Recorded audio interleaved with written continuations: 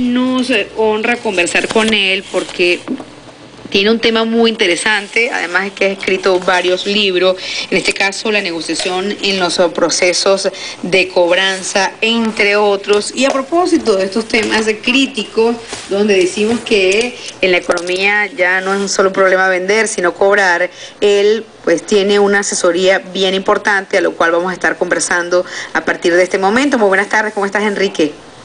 Tania, muy buenas tardes, un placer saludarte desde Caracas. Bueno, complacido de estar en tu programa y igualmente enviar un saludo a tu distinguida audiencia. Igual, bueno, el honor es nuestro. Le conversaba a nuestros oyentes que has hecho un trabajo bien interesante a propósito del tema de procesos de cobranza, a lo cual has tenido mucho éxito. Y te preguntaba, pues, en esos términos de tiempos de crisis, para ti le has dado un giro al término de negociación de la cobranza, además que pues también tienes libros. Y la pregunta es, en caso de las tomas de decisiones en cobranza, hay un tema bien importante. Hay empresas que dicen, bueno, casi estoy en quiebra porque tengo mi capital en la calle. Tú has escrito muchos libros en este sentido, a lo cual nos gustaría pues nos ilustraras un poco en este tema, que apareciera un hueso duro de roer, el tema de las cobranzas, Enrique. Sí, Tania, ciertamente no deja de ser una pregunta bastante difícil de contestar, porque en tiempos de crisis obviamente estamos llamados primero a ser creativos y a ser innovadores. Pero también, Tania, cuando hablamos de cobranzas es necesario entender que para alcanzar el éxito en esta actividad hay que ser persistentes, pero sin extralimitarse. ¿Qué queremos decir con esto, Tania?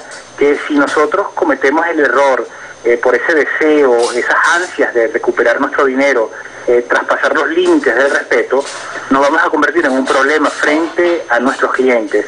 ¿Y qué pasa, Tania, cuando debido a esa constante llamada, esa constante presencia, nos convertimos en un problema? ¿Qué sucede? Bueno, que el cliente toma en ocasiones la necesidad de esconderse, de no dar la cara. Pero también en tiempos de crisis es importante entender que el éxito de la cobranza también depende de la paciencia y de nuestra capacidad para determinar el momento oportuno. De igual manera es fundamental desarrollar nuestras capacidades de análisis, nuestras capacidades de observación y nuestras capacidades para desarrollar estrategias que estén acertadas, que sean acertadas y que se ajusten a la realidad del mercado nacional. Claro, pero fíjate, tú dices que hay que tener la oportunidad, la paciencia y por supuesto la inteligencia, pero fíjate cuando le dices a alguien que pues tienes un proceso de cobranza bien tardío, ¿cómo preparas a ese asesor de negociación para que pues tenga todos esos planes estratégicos que tú bien has analizado?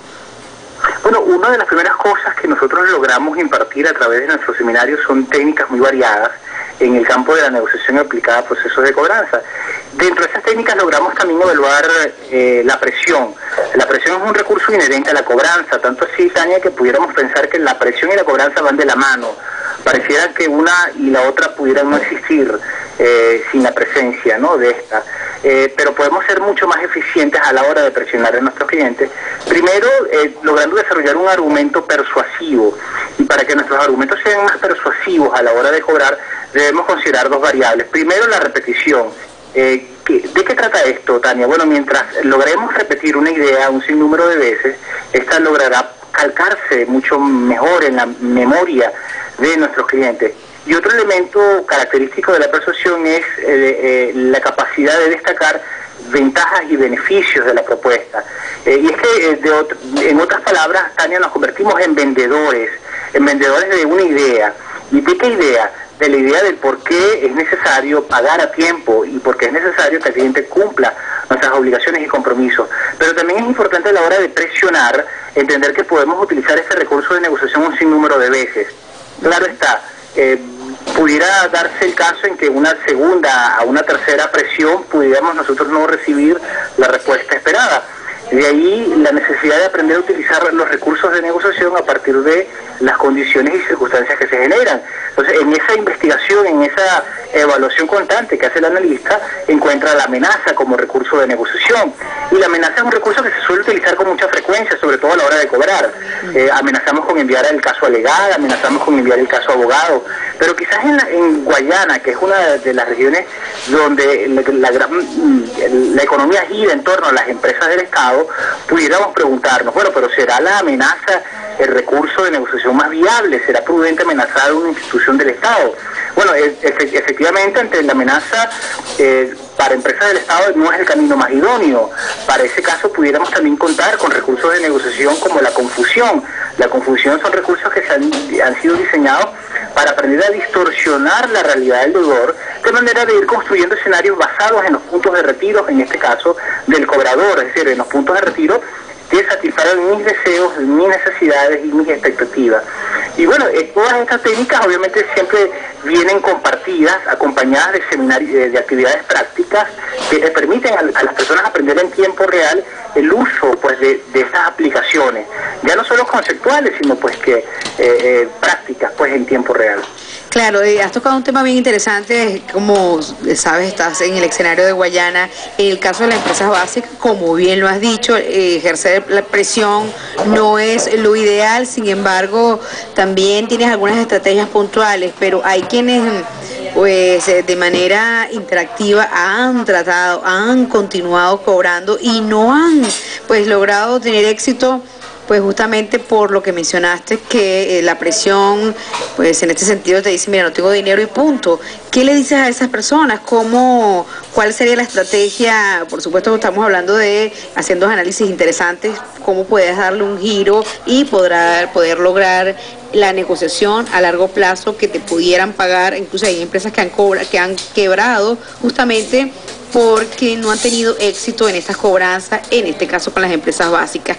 ¿Qué le dirías tú en este sentido a las personas que pues tienen esa esperanza y por supuesto qué estrategias pudieran hacer que fueran mientras tú nos haces un taller bien importante, que le pudieras decir desde tu experiencia? Sí, Tania, bueno, mi llamado sería a que aprendamos a reformular el concepto de cooperación, porque cooperar, Tania, no es ceder espacios, cooperar no es regalar espacios, cooperar tampoco es intercambiar alguna cosa por otra, no, eso no es cooperar.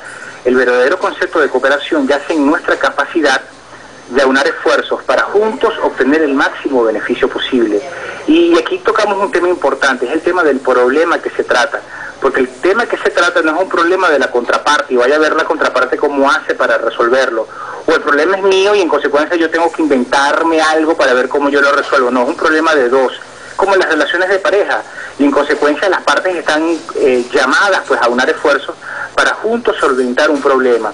De ahí que es importante aprender a replantear el concepto, reformularnos el concepto de cooperación y aprender también a diseñar técnicas sobre este tema que son muy sencillas, pero quizás también dado su grado de sencillez, solemos no darle el valor y la importancia que tienen, porque a veces pensamos, bueno, que las grandes soluciones vienen de cosas extraordinarias, cosas inimaginadas, y a veces tenemos la respuesta frente a nosotros y por su grado de sencillez no le damos el valor que tienen.